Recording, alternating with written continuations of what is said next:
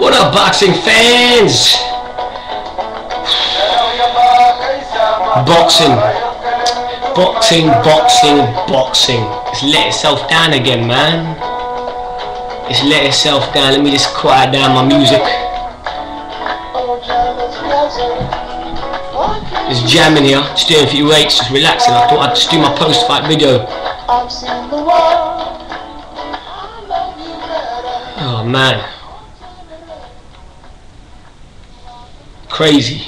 It's been a crazy weekend. Let's crack on with Bernard Hopkins, Chad Dawson. My thoughts on that fight, man. Well, let's, first of all, I said it in my prediction video that, B-Hop knows all the tricks in the book. Now, I don't know if he was faking that or not. It seems like he isn't, because there's reports that have come out saying that he went to the hospital, got an x-ray, and there was actually damage in his shoulder. Bernard Hopkins was, he was leaning over Chad Dawson's back, and we've seen B-Hop do that a lot of times before. We've seen him, that's a trick that he's got.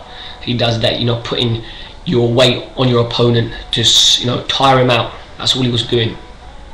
And then Chad Dawson, people are talking like he's picked Bernard Hopkins up. He didn't pick him up. He just, and again, boxers do this. Floyd Mayweather does this. When you use your shoulder, use your elbow to push your opponent away. He did that, and Bernard Hopkins, how I said, was over Chad Dawson's. Chad Dawson's back, and he went flying up and fell to the canvas and fucked up his shoulder. See, if Chad Dawson threw a punch and it hit Bernard Hopkins' shoulder, he got injured, then I guess you could give that as a victory to Chad Dawson. But this, okay, yes, we do see these moves in boxing, but it's not really. I think it was just a bad accident. It was a bad accident. That's what it was. I don't want to blame Chad Dawson. I don't really want to blame Bernard Hopkins too. I think B-Hop said that he would fight on. I think when he was on the floor, when he was talking to the referee, he said he was happy to fight on with one arm before. One arm. He's done that before in the past. But the ref was like, no, I'm gonna call this as a TKO victory for Chad Dawson. So I think it should have been a no contest. That's what it should have been. It should have been a no contest. Where does Bernard Hopkins go from here? Does he retire? People are saying he should retire. He's had a great career. It would be a sad way to end his career with with the way he has lost in this fight. I'd like to see B-Hop have one more fight and then call it a day. Call it a day. One more fight would be nice. Chad Dawson, where does he go? I know Nathan Cleverly's, I'd called him out, said he'd be up for a fight against Chad Dawson. He wants Pascal. That's like where it's gonna go. Cloud, why doesn't anyone want to fight him? The guy's a beast. He's the most feared man in boxing. Well, not in boxing, but in the light heavyweight division, he's the most feared man. No one wants to fight him. No one's calling him out. So yeah. So for me, I think it was just a bad accident, and it should have been a no contest.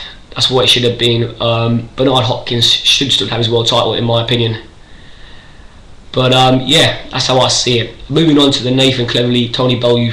What a great fight. What a great fight. It was an exciting fight. And, I've got to give it to Tony Bellew, man. He produced a great performance. His jab was really good on the night. I was very impressed with him. Nathan Cleverly, I've had a question mark over his chin, but he proved me wrong. He took Tony Bellew's best shots, and they were big shots.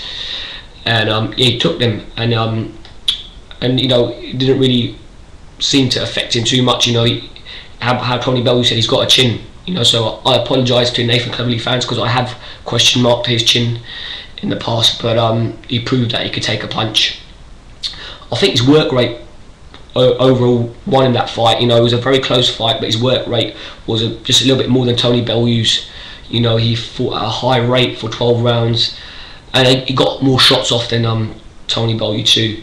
But where would I like to see Nathan Cleverly? You know, I think he's got real options here. Nathan, he does. You know, he could go and fight Bernard Hopkins. He said he would like to fight Bernard. He'd like to fight Chad Dawson. There's some other guys in Europe. I think he's a WBA champ. That was talked about.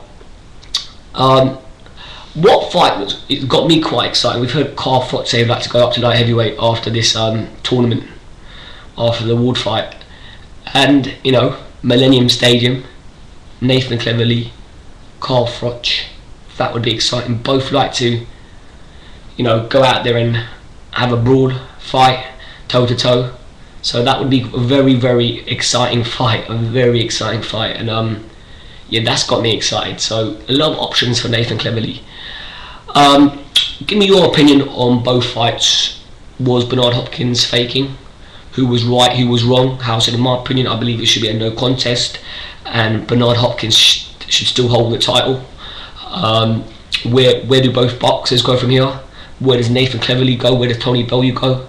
What was your opinions on that fight? Let me know. James DeGale also, you know, he fought a pretty good fight. You know, he did well. He did well. I think we all forget that DeGale's only had 12 fights. You know, and you know, he's done a lot. You know, he's won the Olympic gold, won the British title, and now he's got himself the European. So you know, he's done a lot in his career so far. So yeah, it was good to see him back and producing a good performance. So yeah, guys, let me know what's your opinion, and yeah, you know, thanks for listening, guys. Take care, peace.